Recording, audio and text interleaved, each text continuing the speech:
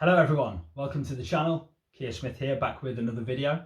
Now the photos and images that adorn Pink Floyd's album covers are some of the most iconic in the history of rock and roll.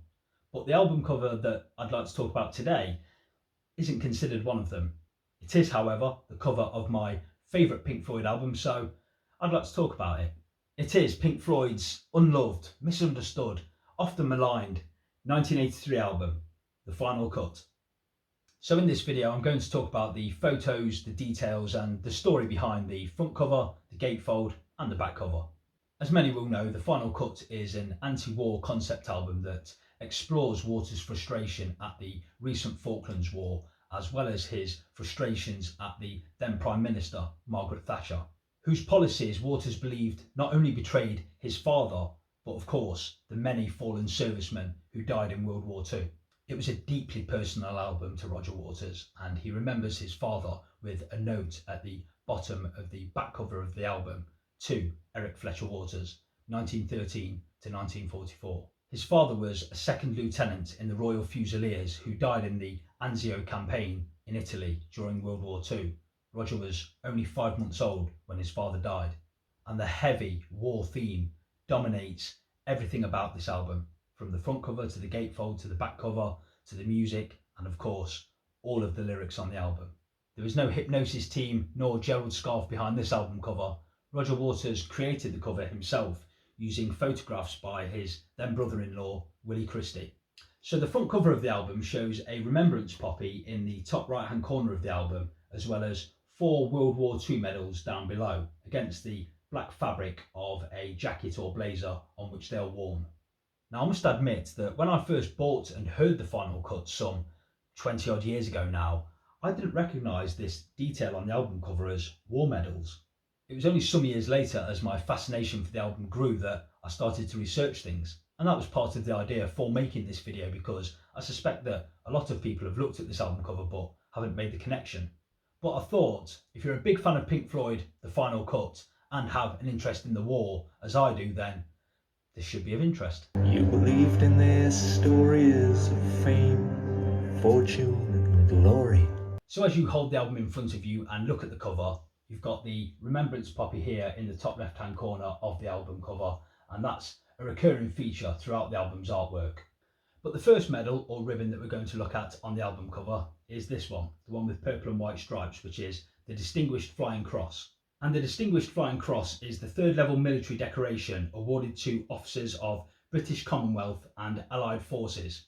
And this medal was awarded for an act or acts of valour, courage or devotion to duty whilst flying in active operations against the enemy.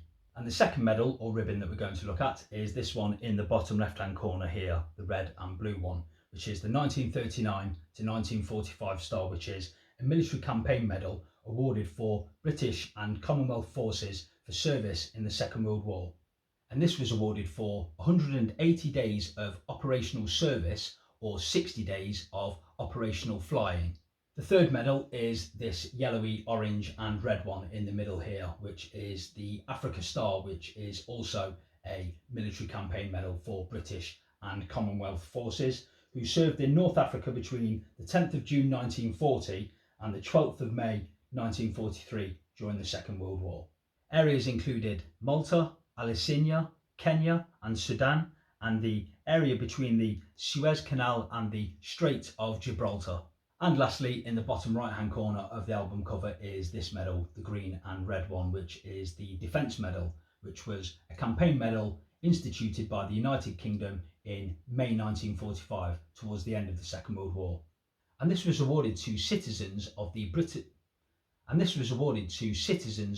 British Commonwealth for non-operational military and certain types of civilian war service during the Second World War. And this was awarded for 3 years or 360, 180 or 90 days of service, depending on the area and nature of service. And here's an overview of those ribbons and medals that were awarded for service. So now let's open the gatefold sleeve and have a look at the artwork there.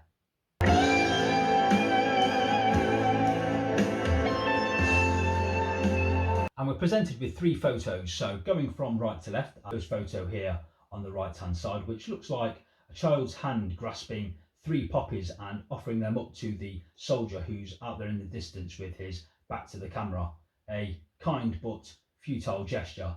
And this reminds me of lyrics from Southampton Dock where Roger sings, "A mute reminder of the poppy fields and graves." And the second photo in the gatefold is this one in the middle here, which shows a welder at work with the Japanese rising sun flag emblazoned on his mask. And this is a clear reference to the song Not Now John, where Roger roars, "Gotta compete with the wily Japanese." He sees a new war happening in global trade and presents Japan as the emerging leader of the consumer goods industry. And the third photo on the gatefold is this one here on the left, which shows a nuclear explosion, which is a reference to the final song on the album, Two Suns in the Sunset, where Roger sings, "Two suns in the sunset, could be the human race's run." Let's take a quick look at the custom label on the record itself.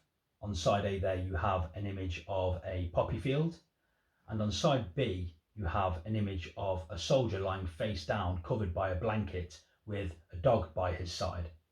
So now let's take a look at the back cover of the album. Colonial wasters, life unlived. Just a quick point, this record that I'm showing is a 2016 remaster of the record. The original record didn't have the band name nor the album title on it. But I did a little bit of research into the typography because I don't know why, but I found it interesting that the lettering was all lowercase and one word per line, and the typography is repeated on the back cover.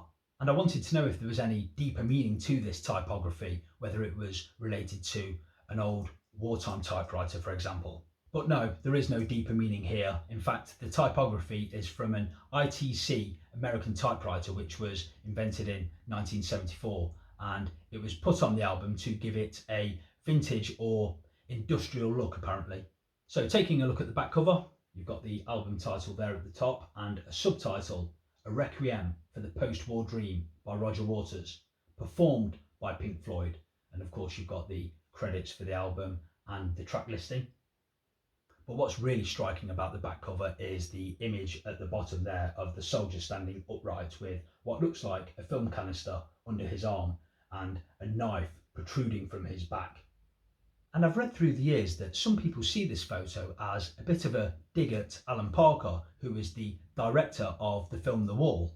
But I think that this photo carries much more weight than that. As I said at the start of the video, I think that it shows how upset Roger was at the betrayal of fallen servicemen, and he wanted to reinforce that point with a striking image. In the bottom of our hearts, we felt the final cut. It's heavy stuff and very emotive too.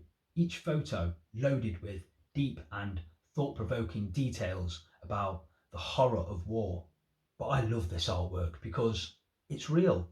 The front cover proudly showing the ribbons and medals awarded for bravery in service.